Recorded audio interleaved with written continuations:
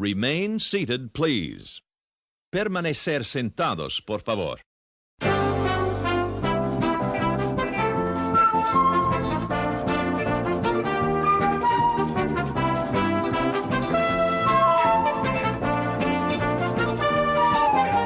Matterhorn Matt presents Matterhorn Mondays. Hello, everybody. Welcome to episode 73 of Matterhorn Mondays. I'm your host, Matterhorn Matt. And I'm Alex the Historian. And today, we got a great stream planned for you guys. I hope you all enjoy. If you're wondering about the shirt, this is a funny story behind this shirt. The mods in my Discord server, which if you do !Discord in the chat, you will be given an invite to the server. The mods in my Discord server, one of them, I think it was Amelia, that's her name, Amelia. She found, what is it? It's a Disney World cast member costume, Blizzard Beach Ice Gator red print shirt small. So I guess it's like a, what is it? It's like a cast member shirt that they wore when they worked there, I guess. They said that if they buy it for me, or I joked that if they bought it for me, that I'd wear it every podcast for the rest of the year, and they did, and here we are. So you guys better get used to this shirt, because I'm gonna be wearing this for the next, how many weeks are left? Like 50, 48 maybe? For the next however many weeks there are in the year. It smells kind of strange. Not like it smells bad or anything, it just smells like, I can't explain the smell. It's almost like it's, I don't know. I can't explain the smell. It's just, I guess it's sort of like a detergent that I'm not used to. I don't know. It doesn't itch, so that's very good. But before we get started, I do want to give a shout out to everybody on the Discord server. If you guys would like to join our amazing Discord server, link is in the description. It does. That's what it smells like. It smells kind of like old people. I would imagine like maybe like a 70-year-old guy wore this while he was like sitting. I don't know. It is a small, so I don't know. In an old folks' home. Yeah, probably in an old folks' home. But yeah, what was I saying? Oh, if you guys would like to join our amazing Discord server, link is in the description. Or like I said, you can do exclamation Discord in the chat. You can also do exclamation Patreon for the link to my Patreon page, and exclamation donate if you guys would like to donate to the stream. I think that's it. That's all. Oh, I do have a couple more announcements, or maybe just one more. I don't know if you guys have heard of Theme Park Tube. It's sort of like the group that Defunct Land, Disney Dan, Yesterworld, all those other YouTubers, exclamation Matt. They're doing an awards show, and you can nominate winners for categories like Best Ride, Best Queue, Best Coaster, and you can also vote for upcoming information / history or / news YouTube channel, and best vlog channel, and also best parks podcast. So link is in the description link is in the chat. I'll put the link in the description for the Google Forms or Google Docs thing that they have, so you can nominate your things. I feel like that'd be kind of fun to do. I haven't done it personally, but I will after the stream. So yeah, if you guys are interested in that, I nominate the Grinch. Okay, very interesting. But yeah, you guys could vote. Maybe if you want, you could vote Alex for best vlog channel. Maybe you can vote me for best information history or news channel. I don't know if you guys want. But yeah, there's other categories too. Very cool stuff. I guess on that note, we will get right into this week's... Where is the thing? Into this week's... We now present to you News from the Peak. News from the Peak. I clicked the button too early and it faded, so I didn't have time to finish my sentence. But for our first bit of Disney news today, all of you Bugs Land enthusiasts, Bugs Land lovers, Heimlich's Choo Choo Train is now on display at the Pixar Animation Studios, at least the front part of the train, with Heimlich's face, and he's holding what is it, like the candy corn. That's what it is. It's now on display at the the Pixar Studios. I'm sorry. As you remember, Bugs Land sadly closed on September 4th of 2018, and Lee Unkrich says the front of the vehicle will be on display at, the Pixar Animation Studios. So here's an image of it, them unboxing it. Really cool. Look at all those amazing workers trying to haul Heimlich to their offices, I guess. Very cool stuff, you guys, if you're interested in that. I'd love to take a trip down there, get a selfie with Heimlich. That'd be awesome. And for our second bit of Disney news, Shanghai Disneyland is going to build a Zootopia-themed expansion. I don't really know that many fans of the Zootopia movie. It was okay when I saw it. But all of you major fans of the franchise now have something to look forward to. Finally, Thomas Smith of the Disney Parks blog announced that, quote, a Zootopia-themed land will be coming to Shanghai Disneyland, marking the second major expansion since the resort's opening in 2016. And also, guests will be invited to experience the mammalian? I don't even know how to pronounce that. Mammalian. Metropolitan. Mammalian. Close enough. As in mammal? Mammalian. Close enough. Metropolis of Zootopia, where, quote, anyone can be anything, with a new major attraction that will seamlessly blend Disney storytelling and state-of-the-art technology to bring this fan favorite movie and its characters to life, including Judy Hopps and Nick Wilde. Entertainment, merchandise, and food and beverage offerings will invite guests to fully immerse themselves in the Academy Award. It's won an Academy Award? Academy Award winning animated movie. It was a great movie. I liked it. I haven't seen it since it came out, I don't think. The only thing I remember is the Shakira song, and that the little sheep lady was, I guess, spoilers, and the little sheep lady was like the bad guy behind it all. That's all I remember. It's been a while since I've seen it, but so here's the concept art for that. Looks pretty cool.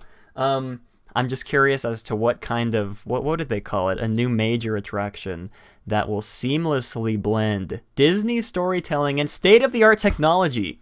I'm curious to see what kind of ride that's going to be. If it will be an e-ticket, probably an e-ticket. But yeah, moving on to our last but not least, moving on to our last, what am I saying? I'm just repeating myself. Moving on to our last bit of news from the Peak. Lin-Manuel Miranda is rumored, this is not confirmed, but he's rumored to help create a Latin Disney princess for the big screen. Now, if you guys have seen Mary Poppins Returns, or Hamilton, I guess, you know who Lin-Manuel Miranda is. He is currently, supposedly, I guess, in talks with Disney about co-writing an animated musical featuring a young Latina heroine. I guess it's worth mentioning that Disney already sort of has a Latin princess, Elena of Avalor, but she doesn't have a movie dedicated to her. And according to this article, this new princess is gonna be on the big screen on the movies. And I don't really know a lot of people who, I think she has a TV show, Elena. I don't know a lot of people who watch the TV show, so I guess it'd be better to make a movie dedicated to that culture. So that's really cool. I'm a big fan of Lin-Manuel Miranda, even though I almost always pronounce his name wrong. But yeah, I'd love to hear your guys' thoughts on that. And yeah, on that note, that wraps up this week's episode of News from the Peak. Yeah, Elena's a TV show. The movie is great, says Leonardus. What movie were we talking? Oh, Zootopia. That's what we were talking about. I'll need to rewatch it, but that movie looks dumb, says Nate. Well, two very conflicting reports in the chat. I haven't seen the Elena TV show. Let me know if it's good. I probably won't ever watch it just because, it's like a kid's TV show. We got a lot to talk about for our next two topics. At least in my head, I wrote down a lot of notes for us to talk about. But it could just end up going by really fast. And I also forgot to put a picture up on the slides for this first segment. I'm sure you guys remember last week we invited some amazing users into the waiting room on our Discord server, and one of them brought up the future of the fireworks shows at the Disneyland Resort. And that's what we're going to be talking about today. We're going to be giving our opinions on that. We're also going to be talking about Project Stardust, if you guys have seen. Links to a lot of the articles we're going to be referencing will be in the description. There's a really great article by, what was the name of the website? Theme Park Insider. They put out a very detailed article regarding what Project Stardust is, sort of the future plans Disney has, all that kind of stuff regarding capacity, guest flow. We're going to be getting into that later on. But yeah, like I said, first topic today, the future of Disneyland Resorts, at least, fireworks shows. So I guess I don't really know how to start this. I'll just start reading my notes off. Like I said last week, we briefly touched on the future of fireworks shows at the Disneyland Resort. You know, with Mickey's Mixed Magic being mainly there was a word that that Mark used, not a projection show, but like I can't remember the words he used. But with Mickey's Mixed Magic being mainly a projection show, with fireworks being sort of secondary to the experience. And I'd also like to give a big thanks to one of our fellow viewers and patron, Jill. She wrote up a very detailed email, which is a lot of what I have here in my notes. Big thanks to Jill for providing a lot of the information we're going to be talking about today.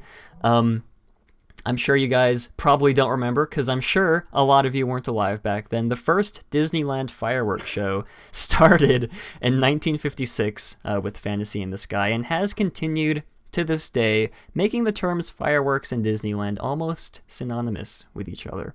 I'm sure even babies will want to see the fireworks show when they go to Disneyland. Jill's in the chat. Hi, Jill. Thank you for writing up these notes for us. But yeah, Disneyland recently updated to a new fireworks system in 2004 that would cause less pollutions, but the elements used to make the colors are still harmful to the environment. Where's my Matterhorn Matt pin? Next time you come over, or next time we hang out. Or you got to rejoin our group chat to get the pin. You got to rejoin our group chat. Anyways, Disneyland updated to a new fireworks system in 2004 that would cause less pollution, but the elements used to make the colors are still very harmful to the environment. Disneyland has also received 75 complaints related to fireworks since 2005. Noise pollution as well as debris that may travel. It's spelled like that, so you'd assume that's how you pronounce it, but I should have known better. Noise pollution as well as debris that may travel around the area are to be taken into consideration as well, with Disneyland being in the center of a fairly large city surrounded by residential homes / apartments and other building complexes that house people, and with Mickey's Mixed Magic incorporating lasers, bubbles, and projections. What are other ways to incorporate new technologies to create a new nighttime show without the use of fireworks?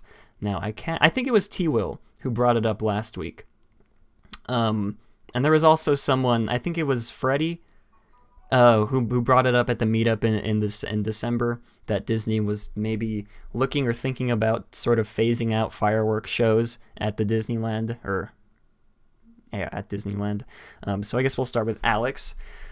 What are your thoughts on current fireworks shows, and do you think they should stay, or do you think Disney should come up with something completely new to replace them?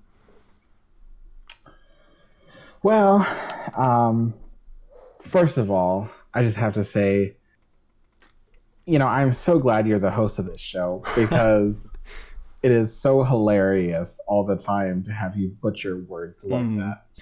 So the butcher strikes again. Yes.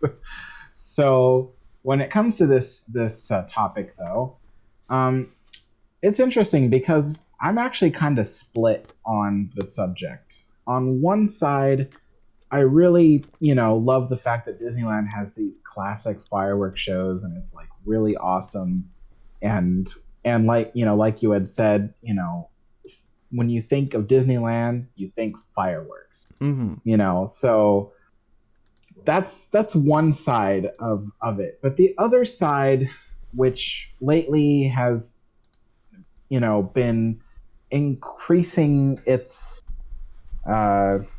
significance in on my mind, is the fact that the fireworks show, besides all those other factors that were mentioned earlier, such as nearby houses and stuff like that. I mean, and also the fact that there's like a freeway, Yeah. like not even like 100 feet from where they launch fireworks.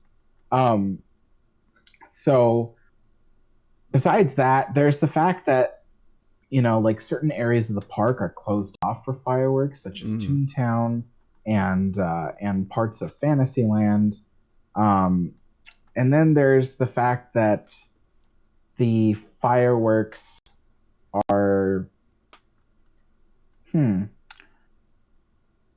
don't know, not necessary anymore. I mean, had you asked me this, like 10 years ago, I would have said, well, of course Disneyland needs to keep its fireworks show. Like, what other kind of show do you expect people to see as they're leaving the park, But then came World of Color. Mm-hmm. And that totally changed the way I thought that a park could have a nighttime spectacular. I mean, Fantasmic was one thing, but Fantasmic is very unique, and it's not necessarily the kind of show that really ends your night the way the fireworks show usually does. But World of Color did a really good job of it. And so in the past few years, I've been thinking more and more about, well, what if Disney got rid of their fireworks show? Would it really be so bad? And what could they replace it with? And I think I was even telling you earlier that like Disneyland Paris has this really cool water and projection show that they do for part of their fireworks. And it'd be interesting if they incorporated that kind of technology here at Disneyland to kind of phase out the fireworks. And so basically, I guess the answer to your question is I do think that the fireworks are not necessary anymore, and maybe we can start phasing them out. Maybe not all at once, but like I said, phasing them out, incorporating new and different technologies to create a nighttime spectacular that will get people involved. And then and honestly, the low-level fireworks, the ones that launch from the castle area, those ones, don't have such a negative impact on the city the way that the large ones do. So honestly, the low-level fireworks could probably stay, but the really giant ones that go off like during the finale are probably the troublemakers. So that's kind of what I'm thinking, is basically I'm just kind of starting to turn towards the dark side. The dark side, okay. I was thinking a lot the other day about Mickey's Mixed Magic. That sounds so... I feel so dirty saying that, just thinking about Mickey's Mixed Magic. Gross. But I was thinking about it. I was watching some clips online, and I was sort of... I don't want to say like congratulating it, but it is a different kind of nighttime show than the past shows we've gotten. I mean, I don't normally like keep up or like keep track of the previous nighttime shows, except the Disneyland Forever, Remember Dreams Come True, and Mickey's Mixed Magic, of course, and the Pixar one too. Those are the only recent ones that I think I've actually seen that I can remember. But as far as I know, Mickey's Mixed Magic is sort of, I guess it's Disney sort of testing. I don't want to this is just me speculating, but it feels to me like Disney really is testing the waters to see what people's reactions to it will be with having less fireworks, and it has lasers, projections. I could be wrong, but I think the first sort of Main Street projections that they had during the fireworks show was during Disneyland Forever, the 60th anniversary. I could be wrong, but from what I can remember, I think that's true. You guys can correct me if I'm wrong, but so yeah, it's very interesting to see how much that technology has grown, I guess, in the past couple of years, because I do remember the Main Street projections for Disneyland Forever were kind of wonky. They didn't look the best to me. But then the past couple times when I went for the Pixar Celebration, whatever that fireworks show is, the worst one ever, I did notice that there was some improvement on the wall or the Main Street projections. Yeah, it's just very, I don't know. It's very interesting, I guess, because I do love ending the night with fireworks, camping out for like 5 hours to get front row seats right in front of the castle and, seeing the fireworks happen right, like literally right there. It's like one of the coolest things ever. I mean, minus the waiting part. But yeah, then again, there is like we just mentioned, Disneyland is located in right almost in the center of like a huge city surrounded by lots of residential homes. I don't really know how close the closest block of houses is to Disneyland or apartments are, but I can only imagine what it's like to live in those houses with fireworks going off almost sometimes nightly. 15-20 minute shows with nothing but fireworks. I'm sure it could get annoying, and I guess that's why it costs so much to live there. But well, the funny thing about that part is, so the nearest houses to Disneyland is honestly about 1,000 feet away, just across the 5 freeway. Mm-hmm. There's a little neighborhood and stuff like that, and then of course there's neighborhoods surrounding the resort area. But yeah, so the funny thing about that is people that live in Anaheim often complain about Disneyland's fireworks because some have claimed that Disneyland's fireworks being on a nightly basis and stuff like that, or just at the frequency that they happen throughout the year, makes their property values go down. Mm-hmm. Because people don't want to live there because of the annoyance of the fireworks shows. And so people feel like they bought these houses and then the houses aren't worth as much as they should be because the property values are going down because of the fireworks show. I just think that the people in Anaheim that complain about the fireworks shows are being really unfair. Disneyland was there before any houses or anything, mm-hmm. And so it's the fact that they're doing fireworks, they came first, the fireworks were there before these houses were. So it's just to me, it's well, that doesn't quite seem fair that you moved into a neighborhood you knew was close to Disneyland, which does a fireworks show, and now you're complaining that Disneyland should stop their fireworks show, mm-hmm. Even though you knew what you were getting into. So, yeah, it's just, I find that part unfair, on Disney's behalf, but yeah. Okay. You were talking earlier to me about a potential replacement. I guess now is the time of the topic where we ask what you guys think, because I'm sure there's going to be a lot of split. I'm sure it's going to be split almost maybe 50-50. I don't know, because a lot of people do enjoy the fireworks shows at Disney. And I guess I should just clarify that we're just talking about Disneyland Park, not not California Adventure or Walt Disney World or any of the other international parks. This is just Disneyland because of, I guess, just because of where Disneyland is located at.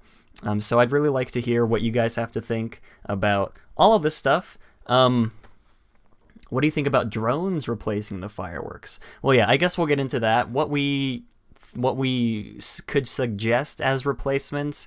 I mean, we're not like engineers or whatever, Imagineers when it comes to this kind of stuff. So we're probably just going to be saying, I don't know, what we think would look cool. It might not be practical, but what do you think about drones replacing the fireworks? That could be a very good alternative, I guess, because they did do, I remember maybe it was like 2016 or 2017 maybe, Disney did a sort of drone show over Disney Springs, I think it was, in the Walt Disney World. Yeah, I feel like drones, if they could, I mean, I guess if the technology advances enough, What's drones a could drone show? So, oh, my knee. Oh gosh. Sorry. It's okay. So basically the way Disney did it in Disney Springs, they have like maybe like a group of, I can't like think of how many there were. I'm guessing like maybe 50 to 100 drones that fly up into the sky and sort of not necessarily do tricks, but they form like different shapes. They have like lights on the bottom of them so people can like see the lights in the sky. It's almost, I guess, like aliens kind of. That's probably what it would look like to people who don't know what it would look like. But yeah, so they I guess like do tricks in the sky. They can form like different shapes and stuff. They I'm sure they're all controlled, what's the word I'm looking for? They're all synchronized. That's the word I'm looking for.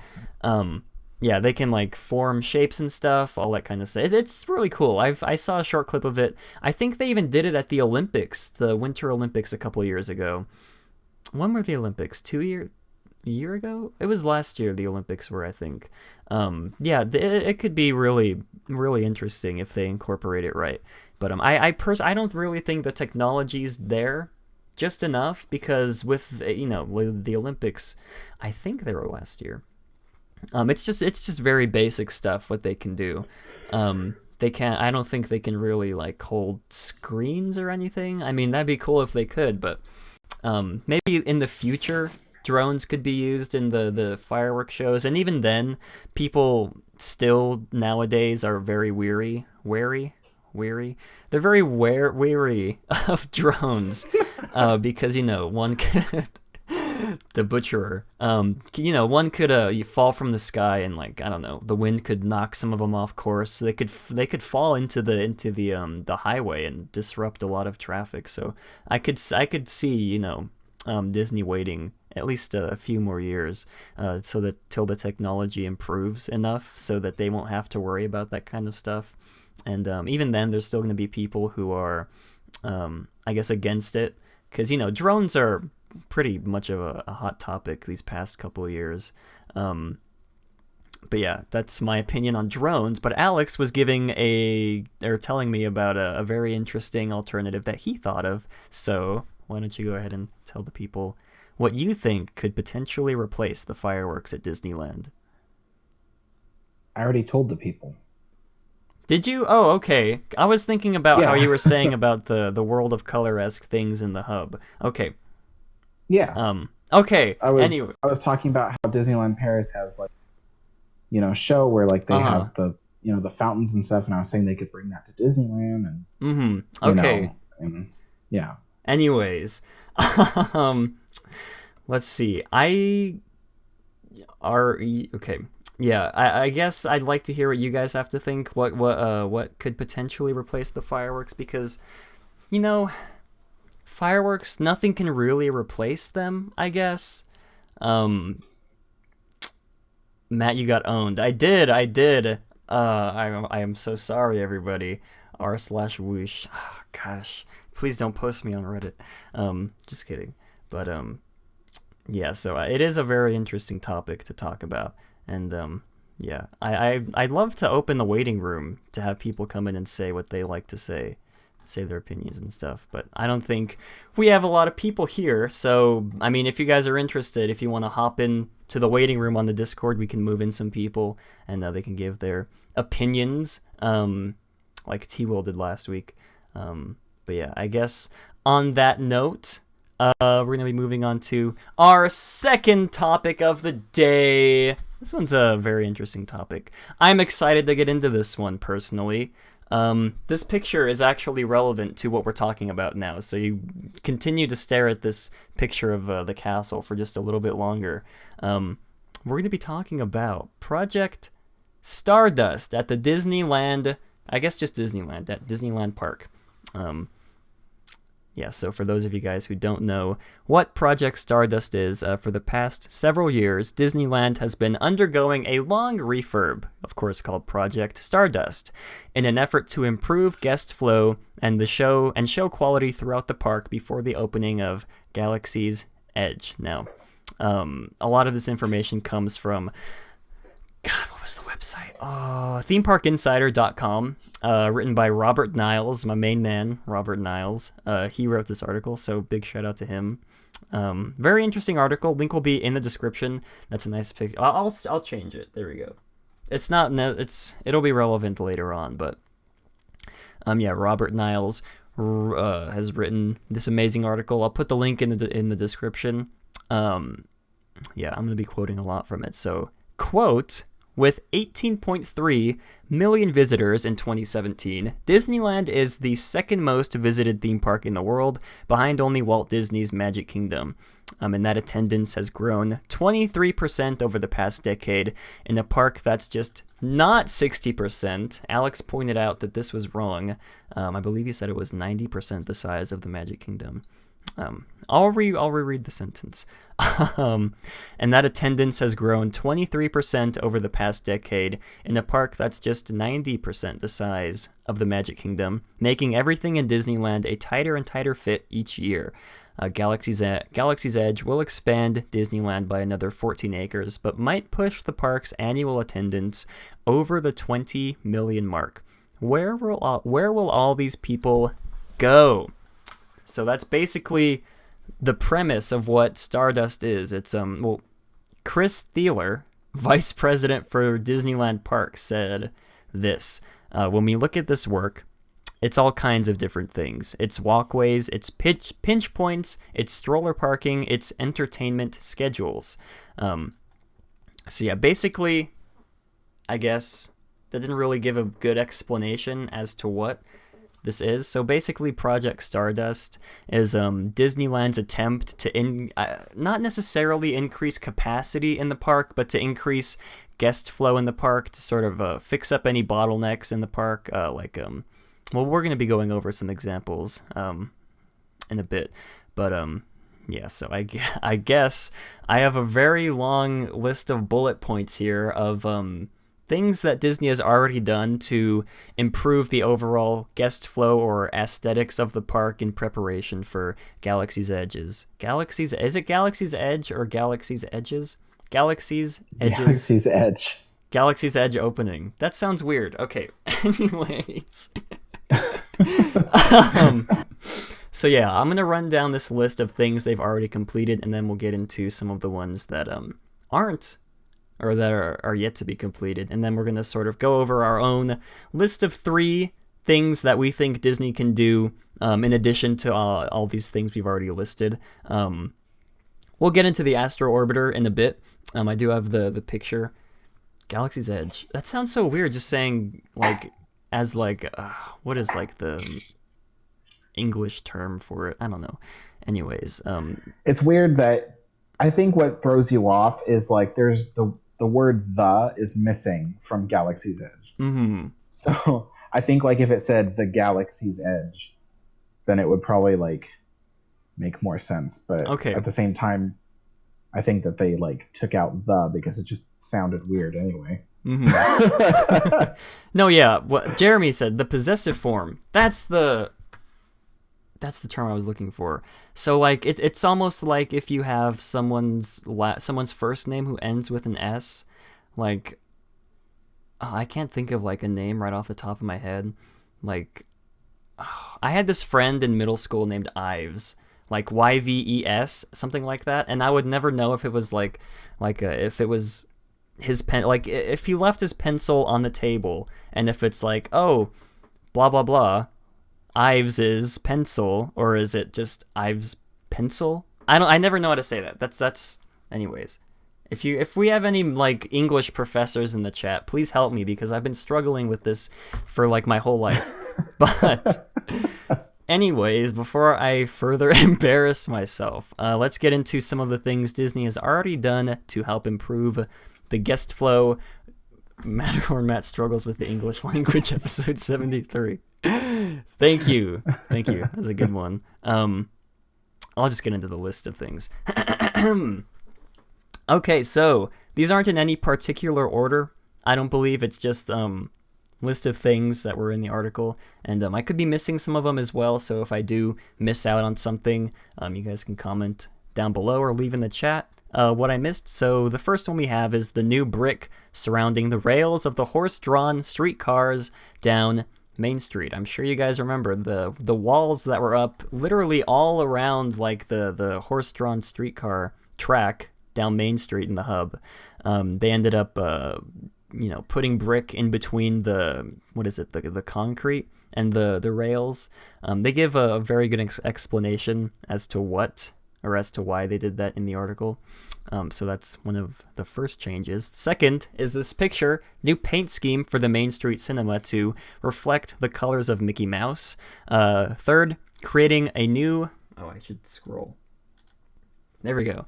Creating a new covered queue space for Dumbo and moving it out of the main walkway, which opened up 10 feet of additional space between Dumbo and the carousel.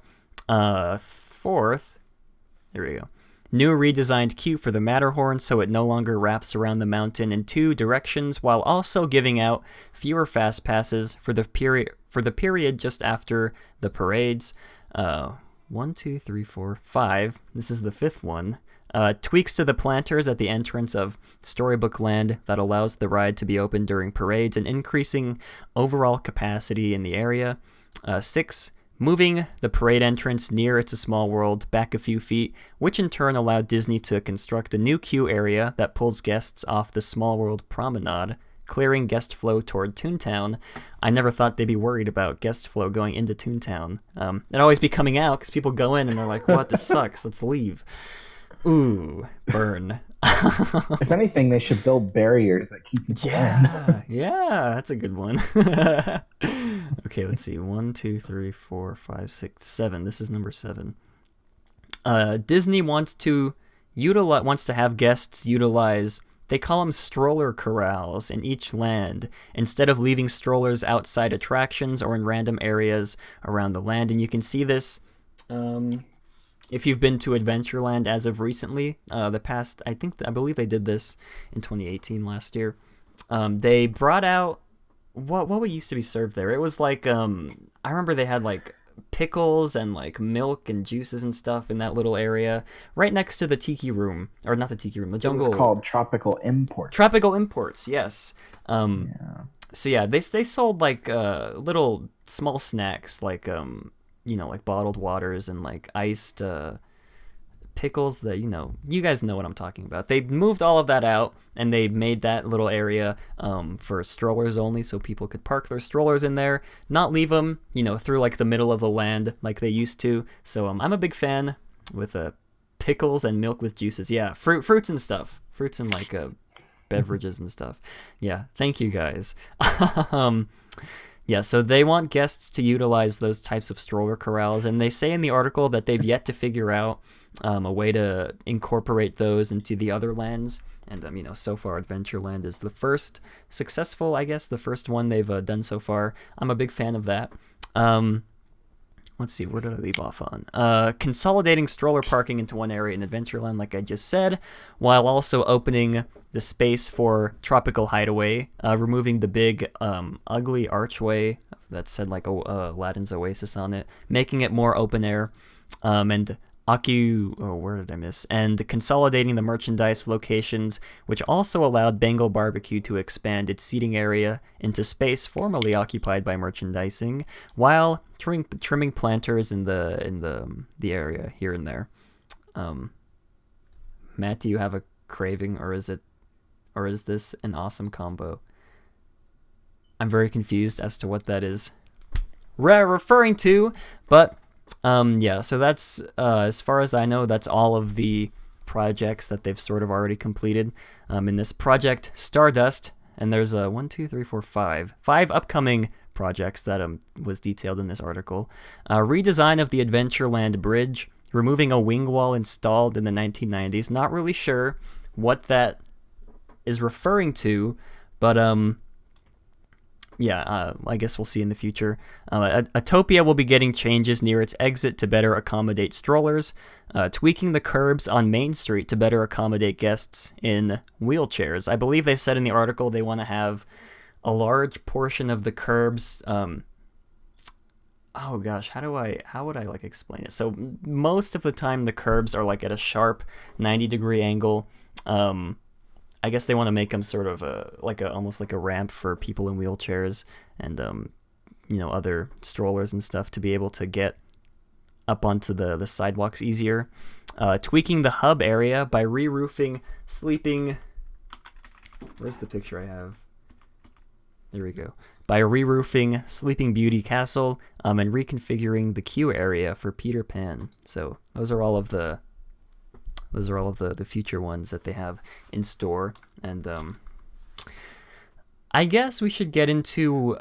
I want to talk about some of the things they've done in the past, because it's almost become...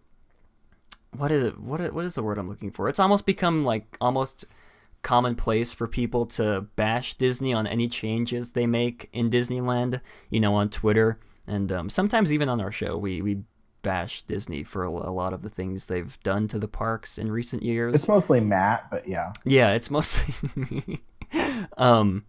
But I guess it's sort of like a big plot twist. I'm a big fan of a lot of, I guess every single one of these changes they've done has been for the better of the park and not for, we're going to put new merchandise locations here, or we're announcing a new 14-acre land that will not be thematically accurate to the rest of the park, that kind of stuff. These changes, they may be small, but they have made a big difference, in my opinion, from the past couple years I've been there, just noticing things, looking around at the amount of people. Especially, I'm the biggest fan of the things they've done to Adventureland, because, before a couple years ago, you could hardly ever walk in Adventureland with the strollers just almost lining the middle of the land, and moving the strollers to the stroller corral, as they called it. It was a really great move, in my opinion. I really hope they can figure out I really hope they can figure out ways to do that in the other lands. I just can't really think of any ways right off the top of my head that won't require as much. Oh, well, Alex can, but I can't really think of any off the top of my head that will be as easy, I guess, as just moving a couple vending carts, moving some pickles and milk to different locations, and consolidating the what is it called, the merchandising locations. I don't think it'll be as easy as that in the other lands. I could be wrong though. Yeah, like I said, I'm a big fan of every single one of these changes they've made. But Alex, I guess I'm assuming Alex would be a big fan of these as well. But Alex, what do you think of these changes that they've been making over the past couple of years to help improve guest flow in Disneyland? I like some of them, but others I have problems with. So, certain things like the new stroller corral in Adventureland, I really liked that. I mean, as soon as they did it, which it was just kind of funny because when I was a cast member and I used to bus the area over by Tropical Imports, I used to think, gee, they really don't need this pickle cart here. They can turn this whole thing into stroller parking, And it was just funny. I thought that back then, and then all of a sudden it happens almost 10 years later. Anyway, so there were certain things that I really liked, but there were other things that I just kind of didn't like, such as, making certain planters smaller and stuff like that. There's some areas of the park where, see, I don't mind making planters smaller necessarily to fit more walking space Mm-hmm. if the walking space is already narrow. But you see, the thing is Disney is making the planters smaller in places that are already, fields of concrete. Mm-hmm. So, like, for instance, there's parts of New Orleans Square, and I know a lot of people tell me, oh, but Alex, New Orleans Square is so crowded. And it's like, yes, it's crowded, but if you look at how wide New Orleans Square's walkways are, they're the widest walkways in any Disney park. Not even a joke. Mm-hmm. For instance, the distance between the outdoor seating for Cafe Orleans all the way to the river is a matter of 50 to 60 feet. And that's just, that's mostly concrete walkways with a little 2 foot wide planter in it. That's Yeah. it. There's literally, 60 of that distance, 60 feet of that distance has probably maybe up to 4 feet of just planters, and the rest is concrete. And people still want to take out those planters. And I'm like, that's not the issue at hand. The problem with New Orleans Square is not the fact that the walkways aren't big enough. The problem with New Orleans Square is that the traffic just has this dead end, and people have difficulty getting in and out. And of course, it also has to do with the fact that when people get to New Orleans Square, they're often confused, and then they stop in the middle of the walkway, which just clogs up more traffic. But anyway, so there are certain areas where they've been making the planters smaller when they really don't need to, because there's plenty of concrete to walk on.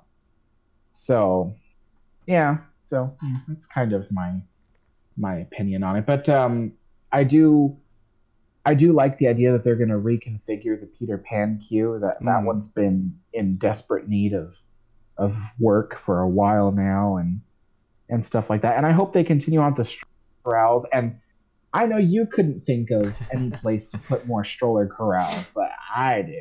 Ooh. Okay. So I've been saying this on this podcast before, but they should remove the little shop underneath the People Mover station that they have there. They should remove that shop and leave the area underneath the People Mover station open to being a giant stroller corral. There's plenty of space there, and it's in the prime spot because it's right next to all the entrances of the attractions. So there's this huge underutilized space under there, and there's really nothing under there that they need to keep people out of.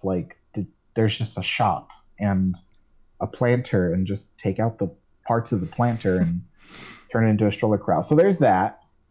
And then I was thinking, in Frontierland, they have this area called Zocalo Park, and it's right in front of the entrance to Big Thunder Mountain.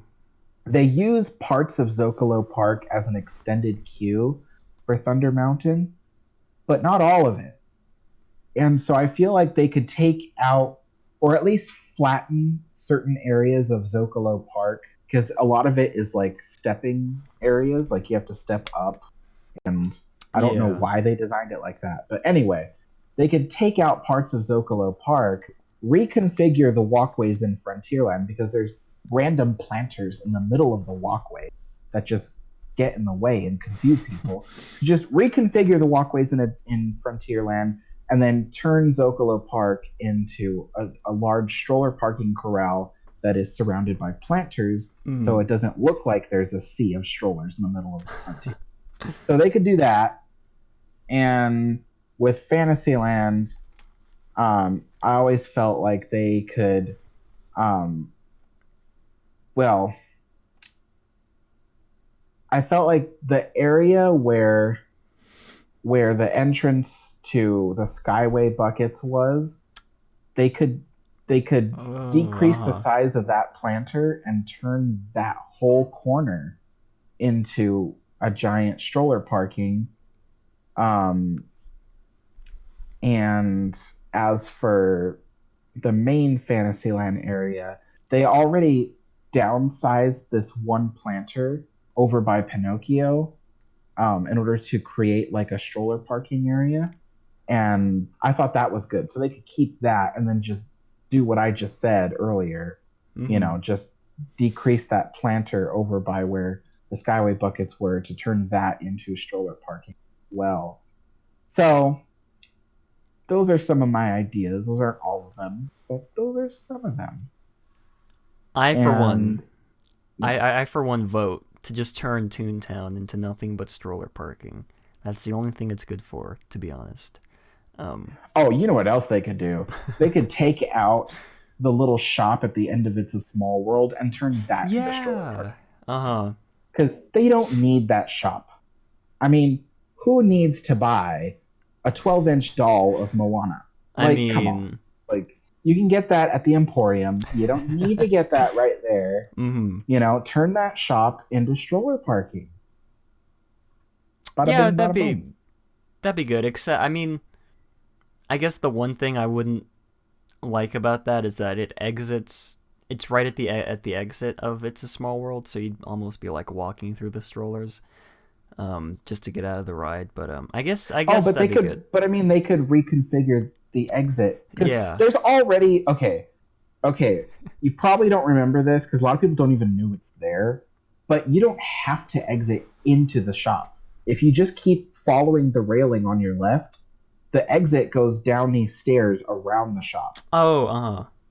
Yeah, so you don't even have to go in the shop. So they could just block that off, the entrance into the shop, and people can just continue exiting around the shop and then just turn the shop into covered stroller parking. Yeah, I mean, I guess they could also just I'm sure it'd be expensive, but just move the entire structure somewhere else. But I mean, I guess that they wouldn't want to do that. Jill says, or just make kids walk. Ban strollers completely. Or just make kids walk. Yeah. They need to add a Matterhorn shop that sells pickles and milk. I actually don't like milk. I like chocolate milk, but I don't like regular milk. But I mean, pickles are fine. So I mean, I guess it would be a neat idea for a shirt. I could be holding a pickle and a carton of milk. I don't know. We're getting off topic. But let's see. I was also thinking maybe they could turn that sort of raised area on Small World Mall off to the right side. I think they used to have a Merida meet and greet up there.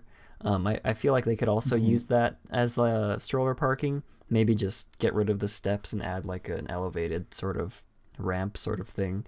Because I don't really know what that's used for, except maybe besides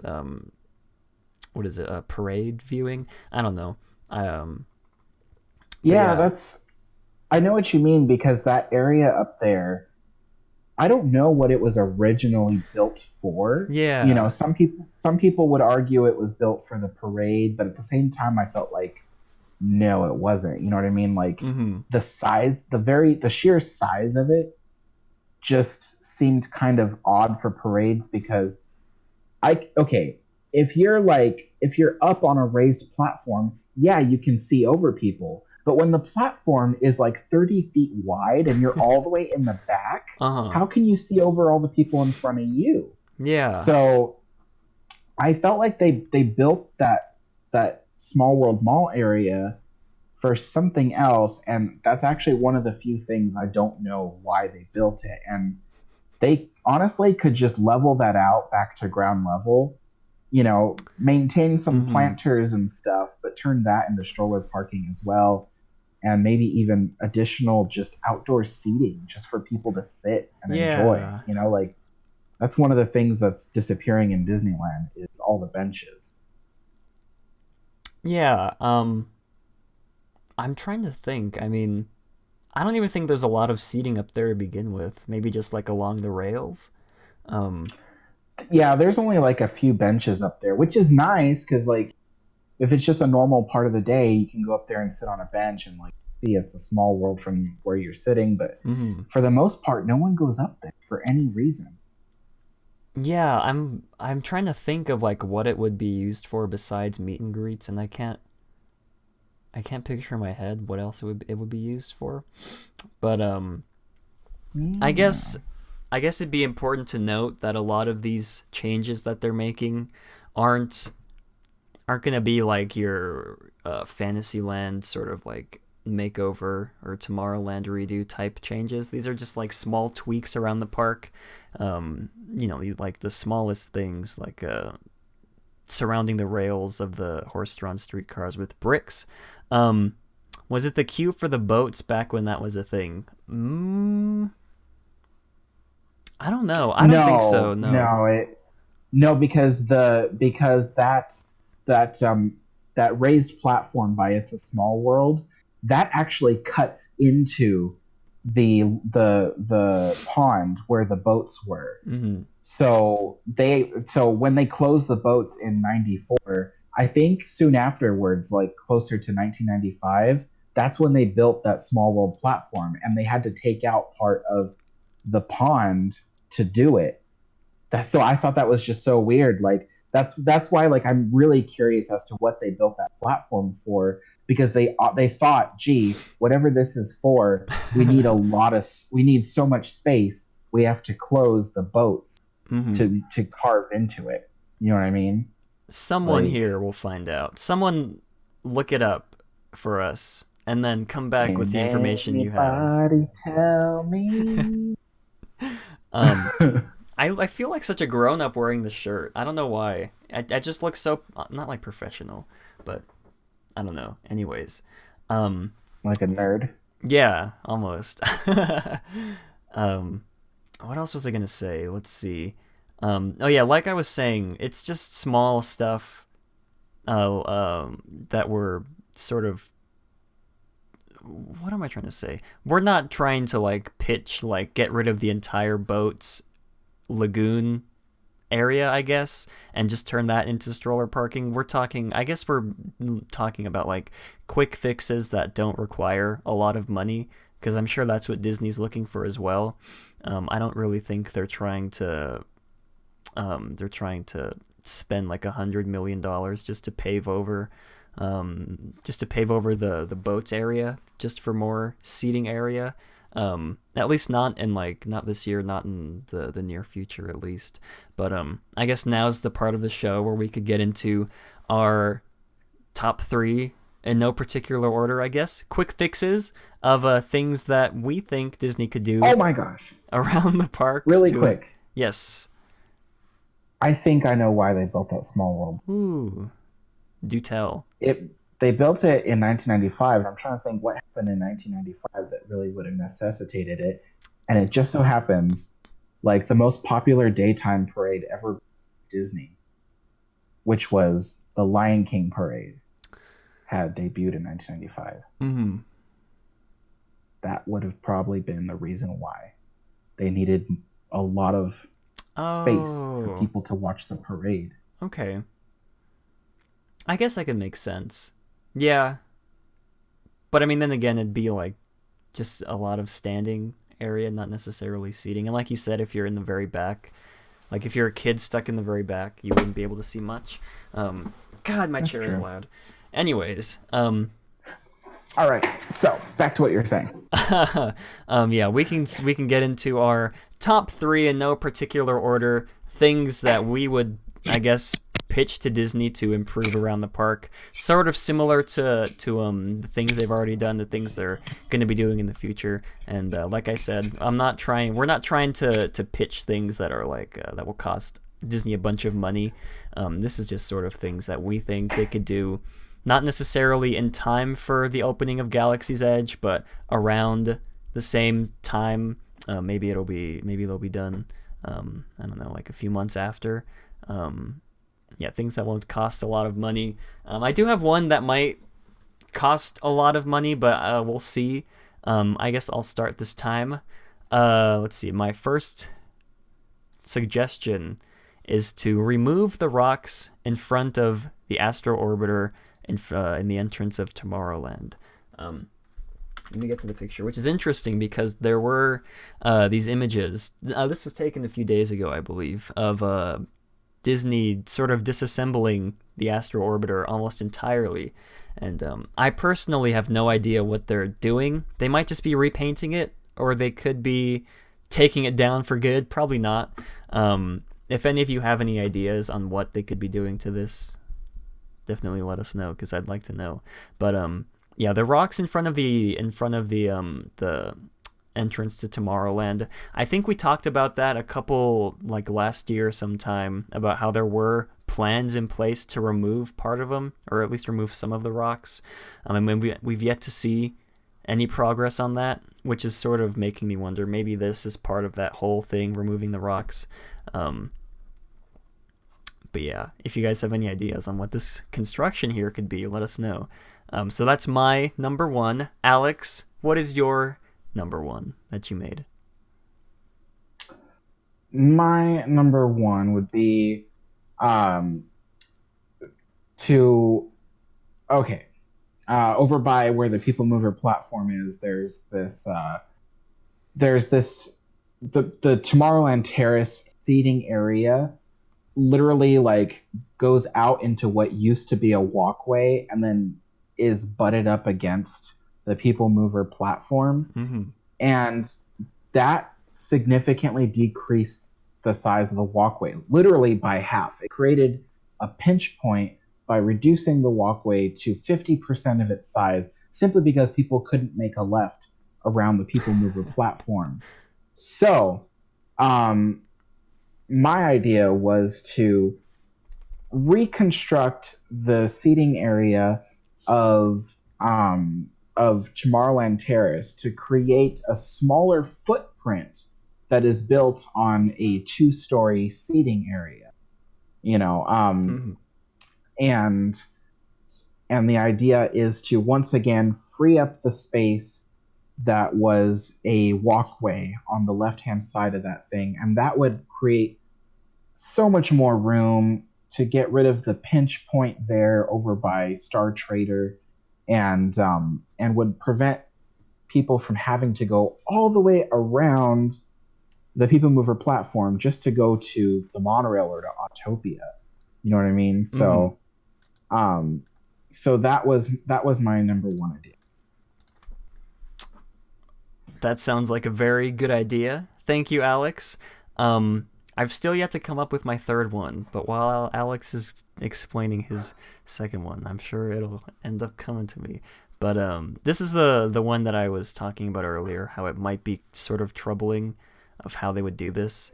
My number two is to reorganize, or I guess redo the entire entrance to Pirates of the Caribbean, because in my opinion, that's one of the worst parts in all of the park, well, when it comes to crowds. Especially with the sort of raised bridge they have over the entrance of Pirates, that can get congested a lot. I've just sort of yet to figure out how they would reorganize it, because there's not really no area whatsoever to do that. And I guess, to be honest, I really do think that what we have now is the best it's gonna get, unless they, I don't know, I guess they could remove maybe some of the area behind the Tarzan's treehouse. They have like a Moana meet and greet over there. Maybe they could remove some of that, add the more queue off to the left side of the attraction. Yeah, all I know is that area is almost always congested, especially during Fantasmic, especially when Pirates has like a 50-minute wait. The queue goes all around, almost up onto the bridge. It loops around almost, it takes up a lot of space. So that is my number two. Alex, what about you? What is your number two? Can I kind of add on to your Pirates of the Caribbean idea before I tell what my number two idea is? Yeah. So I think you have something there when it comes to reconfiguring the Pirates of the Caribbean queue. I think what Disney should do when it comes to Pirates of the Caribbean and the pinch point in that area is they should get rid of Tarzan's treehouse. Yeah. Like, completely. And just a moment. I have to do something. Someone's at the door. Okay, no problem. I guess we'll have to stall until Alex gets back. So how's your guys' day been so far? Mine's been pretty good. I'm back. Oh, that was I'm fast. back. Okay. Yeah, it was just a package at the door. Oh, okay. So, okay. So, what was I saying? Okay, so I was thinking Disney could remove Tarzan's treehouse altogether because it's not even ADA compliant anymore. So, poor people in wheelchairs who can't get out of the wheelchairs can't go up into the treehouse to see the exhibits and stuff like that. So, it's just pretty much useless. And so I was thinking, in the space that was Tarzan's treehouse, they could create a completely shaded outdoor queue for Pirates of the Caribbean that, of course, is shaded by the jungle trees and stuff like that from the area, well, that it's in. And this extra queue won't necessarily get rid of the big queue and courtyard that is beneath the entrance to Pirates, but it will get rid of, I think, the extended queue made of ropes that wrap around the entrance to Pirates and go over the bridge and stuff like that. So while we may not be able to get rid of the bridge necessarily, I do think that using the footprint that was once part of Tarzan's treehouse would be this great space to create shaded standing queue for Pirates. Yeah, I feel like that'd be a good idea. I'm just trying to visualize everything. It's kind of choppy here on the Google Maps, but yeah, I guess you guys get the idea. But anyways, Alex, what is your number 2 ways Disney can improve guest flow? Okay, my number 2 idea was to completely just get rid of the Astro Orbit in front of Tomorrowland. I know, like, a lot of people talk about the French fry rocks, and while they do, present an issue, I'm not going to deny that. They probably should be removed. The bigger issue at hand is also the fact that the Astral Orbiter itself takes up a lot of space.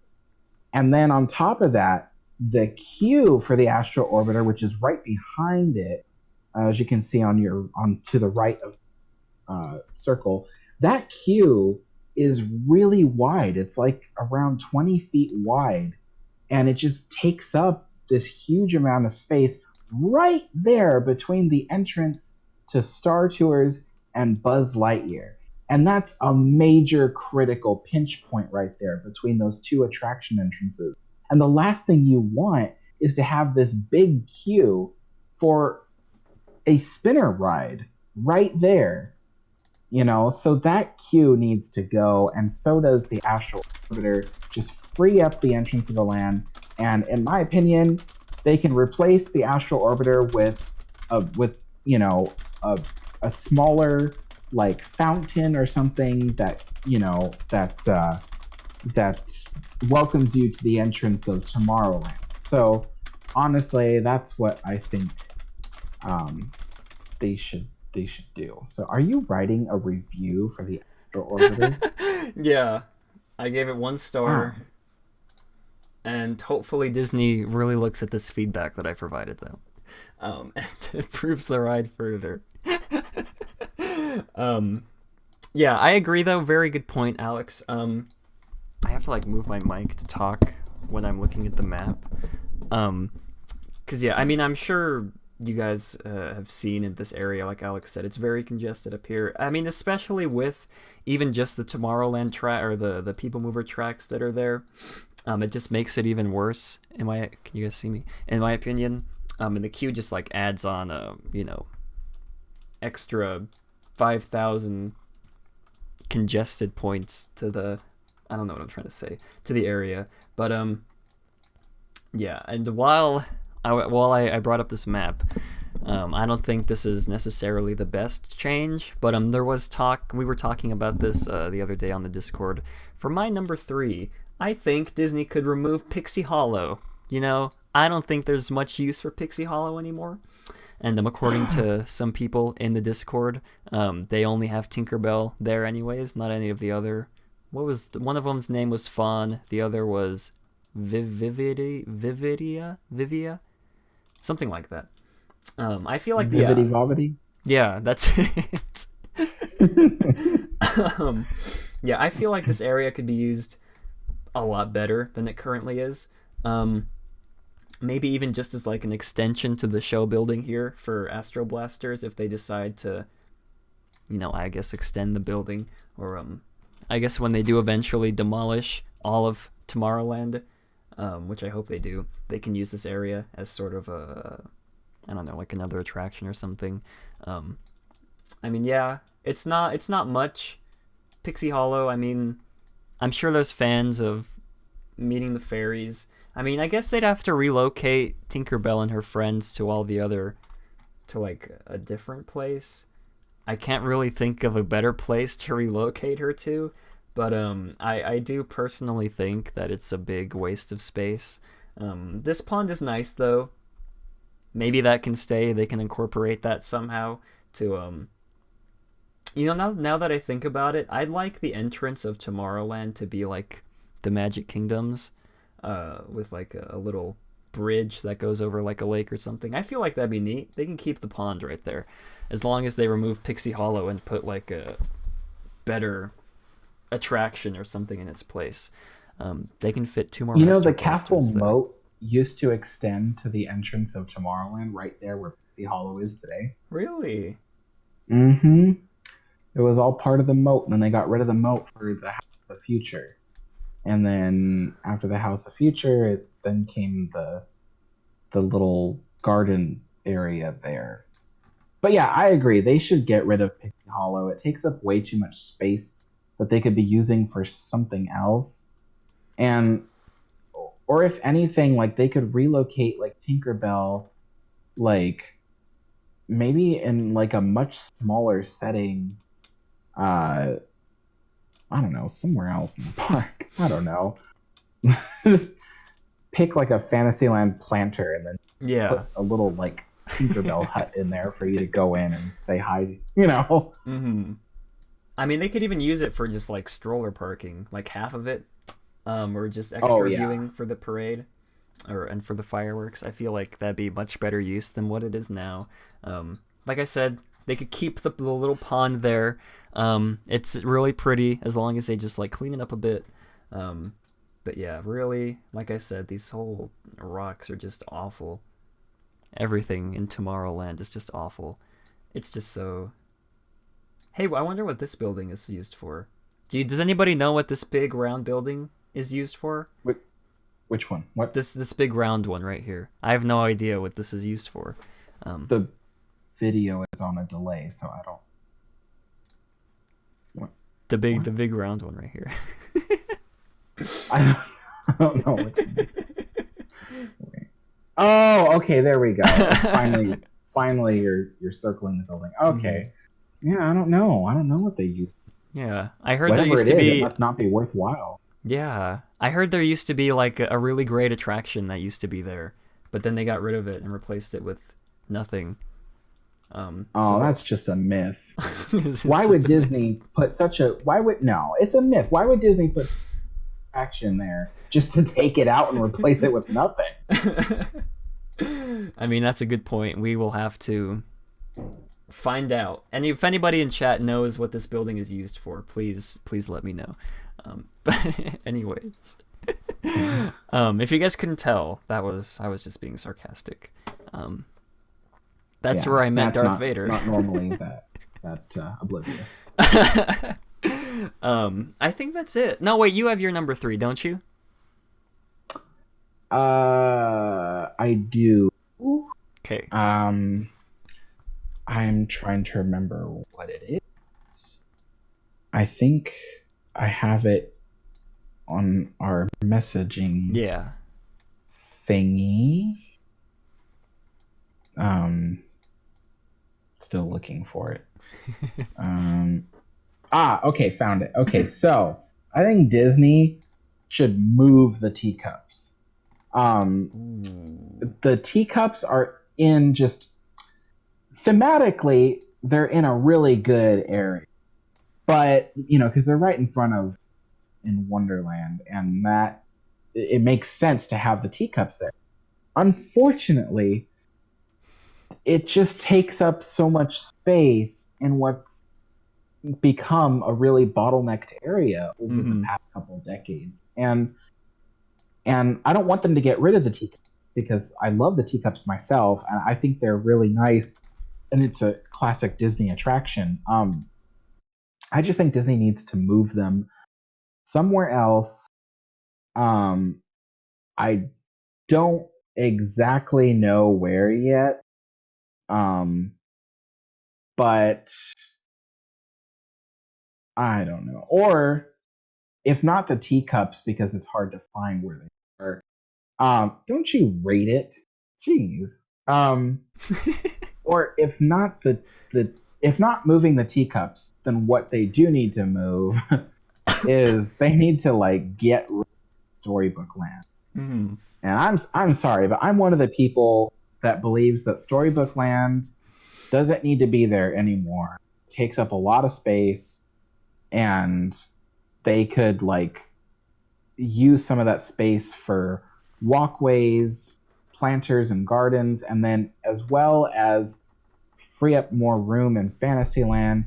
They could even use the northern half of the space that is where Storybook Land is for future expansion onto the area where Fantasyland Theater is. So, and I don't want to see Casey Jr. Circus Train go, but if they ever do replace Casey Jr. Circus Train with a more, updated version of Casey Jr. Circus Train, then I'd be all for it. But yeah, I think something needs to happen in that walkway, and something needs to be bulldozed. Yeah. Well, I have a newfound appreciation for Casey Jr. since I've actually seen Dumbo now. So I don't want Casey Jr. to go anywhere. But I will agree, Storybook Land, the boats itself, not really my favorite. Not really I have to go on Storybook Land before we leave the park today.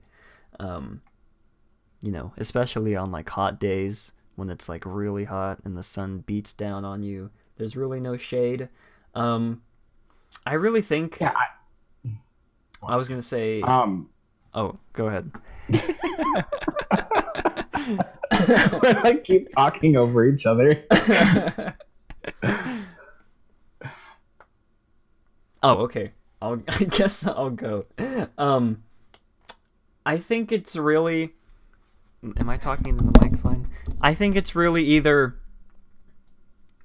I guess not necessarily get rid of the teacups, but I feel like it's either move the teacups or get rid of Storybook Land, because I agree, this area is up there, my top 5 worst places to be during crowded times of the day, because even during the parades they split this walkway in two and have 2 different lanes of traffic going 2 separate ways in and out of the land. And I think they might even split it in 3 lanes, because I remember when we went in December, we were trying to get to Small World. It might have been right after the parade ended, because we wanted to see Small World light up for the fancy light up thing. And I remember we couldn't turn left. We could either go right, and to turn left we had to walk back around the little chain link fence thing that they had and go around that way. So yeah, because that was a parade crossing point for people. So they had this they used ropes to create this this little paddock area for people to stand and wait to cross the street. Yeah. So that was really confusing, because everybody was getting into that spot thinking that they were waiting just to move down towards Small World. But instead it was just people waiting to cross the street, and it was just annoying, because then we had to fight traffic to get around the rope, just so we can get in the right spot of the walkway to go up towards Small World. So yeah, I think Storybook Land, I think they need to they can keep most of the canals if they want, but the entrance area and the loading area of the ride and the Monstro and all that needs to go and create more walkway space. You know, I bet if they moved the teacups up a little bit past where the entrance to Storybook Land is, that would free up this really huge chunk of space right here for this whole walkway to be widened. And then they can maybe even expand the Alice queue out here a little bit, maybe make like a new themed queue for it. Maybe they won't necessarily have to get rid of Monstro, but I'm thinking maybe they could reconfigure Storybook Land, because in this scenario they move Mad Tea Party up here, a little, just barely past where the entrance to Storybook Land is. That gives like I said, all this area for walking space, for viewing space, for the parades. Maybe they can move the entrance to Storybook Land over here on the opposite side where the Red Rose Tavern is. Maybe they can, like Alex was saying, they could I guess maybe Galaxy's Edge would almost get in the way, but they can't put it there because because that's where you board Casey Jr. Yeah, that's true. And then you'd have to get around the track. Yeah. Well, this is quite the predicament. I still feel like it'd be better if they maybe just shortened Storybook Land up to maybe like right here, and then just move the Mad Tea Party up here in some area. And then they can figure out the rest, because I don't know how to fix this part. But yeah, I think just moving Mad Tea Party up here would work almost perfectly. If they do decide to get rid of Casey Jr. and Storybook Land, that would like work perfectly in their favor. But yeah, that's just a theory, a Disney theory, and I think that wraps up. You already gave your third. Yeah, your third was the teacups. So on that note, I would like to hear everybody's theory on how Disney can improve guest flow, sort of like the ones we provided. Not huge, like $1 million expansions to the park that will add more capacity, but also let in more people, therefore crowding the park even more than it was before. We'd love to hear your theories and stuff. Comment down below, type in chat, whatever you would like to do, and I'm just thinking in my head, like, I bet that's how Galaxy's Edge was even thought of. Disney was like, let's figure out how we can make more space in the park, and someone was like, let's add another. I mean, they're not wrong technically, but I mean, we'll see how it works in practice. In theory, it's a good idea, but we'll see. But let's see. I think on that note, it is time for us to move on to everyone's favorite part of the show. Matt hosts Ghosts. Let me make sure everything's right before I click the button. Oh, good thing I checked, because it's not right. Ooh, here we go. Welcome to Matt Hosts Ghosts.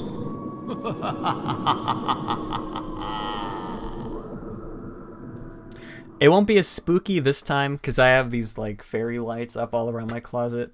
I guess I could unplug them, but then it doesn't look as nice. Ooh, I like them better plugged in. If you guys want me to unplug them, I can, but I just prefer to have them plugged in. This week we have an actual ghost story from fellow Discord friend and mod on our Discord server, BBQ Barbecue Head. I'm sure you guys have seen him around on the Discord if you frequent the Discord, which I highly recommend you do, because we got a great Discord channel. Link in the description. Type !Discord. But anyways, if you guys would like to send in your own spooky stories for us to read, you can email them to me, ytmatterhornmatt@gmail.com if you guys would like to send in your ghost stories. They can be paranormal stories, alien stories. They don't even have to have happened to you. They could happen to a family member, maybe like your uncle is telling spooky stories around the campfire, and you're thinking, hey, that would be a really cool story to send in to Matt for the podcast. You can do that. Yeah, that's I guess that's all I have to say for that. Or it could be a spooky thing that happens to another ghost that you know. Yeah, that'd be like Ghost Inception almost. Yeah, I guess it's a pretty lengthy one. He sent this in a while ago, and I guess it slipped my mind that he sent it to me. So I apologize for not reading this sooner. This was sent on January 13th, so, gosh, 13 days ago. Almost 2 weeks. But we're getting to it now. That's all that matters. So, here we go. This is a true ghost story, by the way, guys. He says this in the beginning. True ghost story. Okay, let's get right into this. There's no title. There might have been. This is the second version he sent with fixed typos and stuff. Excuse me. But let's get right into this. This is about the ghost I never got to see, but my dad did, and lots of other people at different times. The ghost appeared repeatedly at my neighbor's house, actually a former neighbor by the time I heard about it. My dad's work relocated him, so he had to move to another state when I was 4 years old. But my parents made a point of maintaining their friendship with these neighbors and visited them nearly every year. 1 year when I was about 10 or 11 years old, they had just returned after a 3-day weekend there and were telling us about how much fun they had, and casually mentioned that my dad had seen the ghost that lives there this time. My brothers and I looked at each other quizzically, as if to say, "What is she talking about?" My dad nodded to us, and she continued, "Oh yeah, they have a ghost in their house. We've told you about it before. It appears as blue smoke. It's been there a long time, and they don't mind. It's a friendly ghost." Once again, my brothers and I gave each other the "what?" look. We don't remember ever having heard about. Oh my goodness. We didn't remember ever having heard about this before, but we sure wanted to. My scroll wheel's messed up. I'm so sorry. But we sure wanted to know about it now. By this time, my dad had left the room to bring their suitcases in from the car or something, and the story continued. Well, your dad was in the living room at the other end of the house reading the newspaper while we were in the kitchen having coffee, when your dad came almost running into the kitchen. He was very excited and said, "It's in the living room. I saw it." And then she replied, "The ghost?" my brother and I asked in unison. "Yes," she replied. While he was reading the paper, he saw it over the top of the paper. It was a column of blue smoke in the corner of the room. That's how it appears to everyone that sees it, as blue smoke. And she continued, and I could tell by the look on his face he had seen it. He had took a look that I could tell I cannot read. Oh my gosh, I'm so sorry, everybody. And I could tell by the look on. I'm just really out of the zone today. No, it's not his writing. It's just me, like, completely. Okay. And I could tell by the look on his face he had seen it. He had a look that I could tell and she hesitated. But it was obvious to us she didn't want to say our dad was scared, and she said, "He did see it, but it was gone when we went to check on it. So just your dad saw it." We thought it was pretty neat that our dad had seen a ghost. And we heard more stories over the years about that. Oh my God. And we heard more stories over the years after that about different people that had seen it. One particularly interesting encounter happened to a missionary who was staying at our home for a week after returning from a mission. He usually stayed at our former neighbors when he would return from a mission trip. But they were away this time, and my family had become involved with our local church and was now a hosting family too, so it was arranged for him to stay with us. I think my parents might have met him before, and the former neighbors asked if we could host him instead in their stead since they were going to be away. While he was staying with us, my brothers and I, of course, had to ask if he had ever seen the ghost, and he told us yes, that in all of the times he had stayed there, just once had he had an encounter with the ghost. He had stayed there pretty regularly over the years, and the youngest child there, a girl about 7 years old now, had grown particularly fond of him over time. And he told us that one time, just as he was beginning to wake up one morning, but not out of bed, he hadn't really opened his eyes yet, when he felt the mattress move as if someone had sat down on his bed next to him, and he was lying on his side, facing away from the door. He thought it was the young girl coming to tell him breakfast was ready, and before he could roll over to see, the mattress started to move again. Except now it was as if someone had crawled under the bed and was pushing up with their feet, like you've probably done if you've ever slept in the lower bunk of a bunk bed. The bed he was in was an antique bed, so there was plenty of space to crawl under, and since he was awake now from the bouncing mattress, he thought the little girl was just having a bit of fun with him. He thought he'd be playful too and wanted to startle her by quickly moving his head and shoulders over the side of the bed so he could look under while still upon it, and expecting to say boo and surprise the little girl he expected to see there, lying on her back on the floor pushing up on the mattress with her feet. Instead, he was surprised himself to see no one there, nothing, and the bed immediately stopped bouncing as he looked underneath. He was the one that got... Oh my god, I can't read. He was the one that got startled. Since he had never encountered the ghost before and only heard about it, he wasn't thinking it might be a ghost. Why would I, he said. But as soon as he looked under the bed, he was convinced the ghost he had been told about was real. He said he had never gotten out of the bed and dressed into the kitchen faster in his life. He also said he didn't see any blue smoke, but was really surprised by what just happened. He said surprised, but my brothers and I were discussing it with each other shortly after and decided that he was scared, that what he was scared. Gotta say, I know I would have been scared. Blue smoke? Okay. That's a friendly ghost. That's the friendly ghost everybody apparently knows about. But a bouncing mattress, that would be scary. I don't care who you are. Thank you, BBQ. I'm very sorry. I don't know what happened to me during that. I just couldn't read it all. It might have been the ghost possessing me. They didn't want me to tell the story. But thank you for sending in a spooky story for us. It feels like it's been so long since we've actually read a spooky story from somebody. But yeah, if you guys, like I said, would like to send in your own spooky stories for this segment of Matt Hosts Ghosts, you can email them to me. I should do an exclamation email. That's not already a thing. My email is ytmatterhornmatt@gmail.com. Or if you would like to, or I guess if you prefer it, you can send them to me through our Discord server. Just click on my name, send me a message. Yeah, I should be able to receive messages from everyone. But, yeah, I guess that wraps up this week's episode of Matterhorn Mondays. Oh, Alex, we forgot to bring up the fact that Disney is redoing the security checks at the entrance. Yes. You still have the pictures that I sent you? Oh, yeah, let me get them on my phone. It'll be like really low quality because he texted them to me. Let me see if I can turn up the brightness. Okay. So Alex texted me these pictures. I'm so sorry for this. You can hardly see it. Texted me these pictures yesterday of the construction. Well, I guess you were there, so you'd probably know better than I do, but these are the pictures he sent. Yes.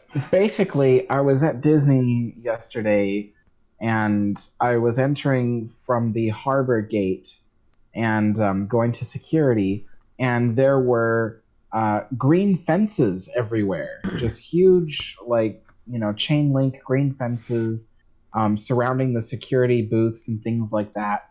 And then on one of the pictures on the far right, you can see a structure made of like a shiny steel that is going up. And what they did was they took the temporary booths, the ones that are made of green tents, and they pushed them back a few feet in order to make way for these new security booths that they're building.